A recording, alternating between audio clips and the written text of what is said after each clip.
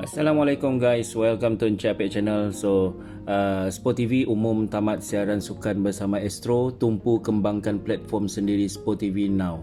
So guys, ini adalah berita yang kita tengok di dalam Facebook yang tular. Sekarang ni kita dah tak boleh tengok MotoGP di dalam platform Astro, dan Sport TV dia nak bawa penonton-penonton MotoGP menggunakan apps Sport TV Now. So pada video kali ni saya nak tunjuk kepada korang macam mana kita nak subscribe Sport TV Now plan untuk MotoGP, hanya untuk peminat MotoGP guys. Jom.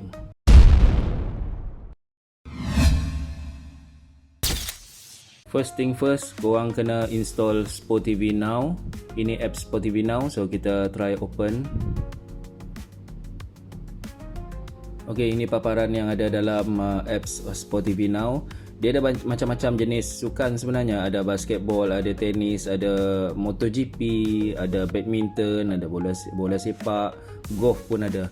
Jadi kita punya video kali ni kita fokus macam mana nak subscribe untuk MotoGP sahaja. Mula-mula kita pergi ke bahagian atas ni, bahagian yang ada tanda account ni. Tengok bahagian ni dia ada macam-macam setting. Kita pergi dekat My Subscription, tekan My Subscription. So sekarang kita tak ada plan apa-apa bersama dengan Sport TV. Kalau korang tengok dekat sini, boleh tak kita adjust? Ok, boleh. Alright, kita tekan Join the Squad. Ok, dalam Join the Squad ni dia ada list beberapa package, beberapa plan yang boleh korang pilih untuk langganan Sport TV lah.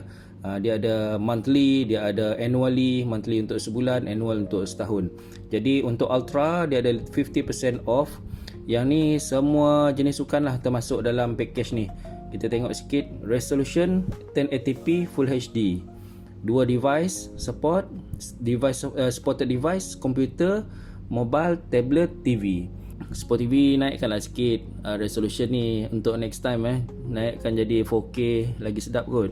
Sebab 1080p ni rasa macam zaman sekarang dah tak relevan lah guys. Ultra RM11.50 sebulan. Untuk Ultra setahun RM115.90. Motorsport yang ini kita nak beli nanti.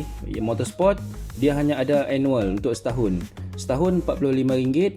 Dan Motorsport ni kiranya sebulan RM3.75 lah. Jadi RM3 lebih sebulan.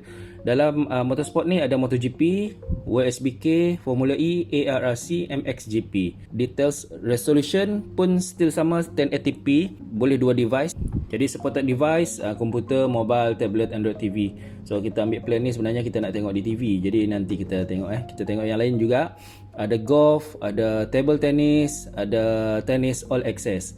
So guys, untuk peminat MotoGP, jom kita try macam mana nak langgan annually setahun untuk motorsports. Jom kita tekan select this plan.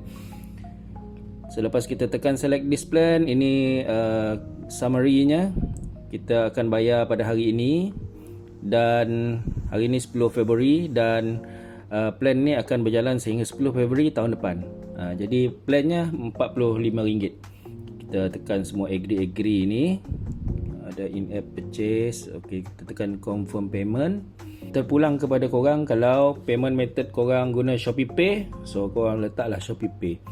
Pastikan duit kena isi dululah dalam Shopee Pay tu. Berapa ringgit? RM45. Pergi ke kita punya Shopee Pay, kita isi duit dekat Shopee Pay dulu. Ok, kita dah isi dah RM45 dalam kita punya Shopee Pay.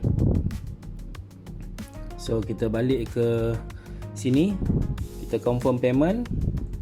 Tekan confirm payment, kita akan pergi ke Shopee Pay punya payment method lah, dan kita tekan subscribe. Ok, subscribe. Okay, so kita dah subscribe untuk Sport TV Now menggunakan Shopee Pay. So basically dalam apps ni dia tak ada apa-apa yang korang boleh tengok sangat sebenarnya. Saya pun tak berapa familiar dengan dia punya interface. Saya pun tak beranilah nak memandai-mandai kan. Jadi kita hanya bersedia untuk first race kita nanti.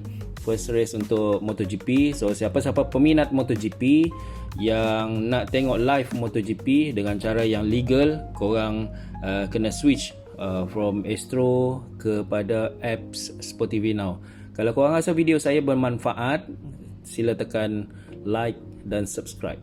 Okey, sampai kita berjumpa lagi di video yang akan datang. Teruskan support Encik Apek. Assalamualaikum. Bye bye.